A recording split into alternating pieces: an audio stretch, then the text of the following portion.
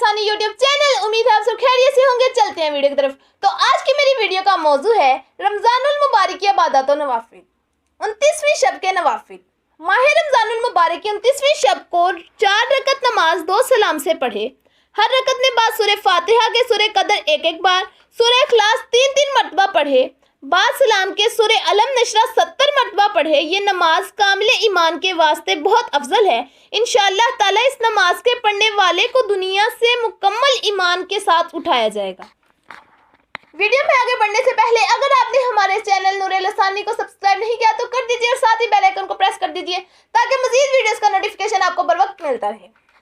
माह रमजान की 29वीं शब को 4 रकत नमाज 2 सलाम से पढ़े और हर रकत में बाद सूरह फातिहा के सूरह कदर एक बार, सूरह इखलास 5 मरतबा पढ़े। बाद सलाम के दुरूद शरीफ 100 दफ़ा पढ़े। इंशाअल्लाह ताला इस नमाज के पढ़ने वाले को दरबारे खुदाबंदी से बख्शिश व मग़फ़िरत अता की जाएगी। माह रमज़ान की 29वीं शब को 7 मरतबा सूरह वाक़िया पढ़े। इंशाअल्लाह ताला तरक्की रिज़्क़ के लिए बहुत अफजल है। नए आने वाले नाज़रीन से गुजारिश है कि अगर आपने हमारे चैनल नूर लसानी को सब्सक्राइब नहीं किया तो कर दीजिए।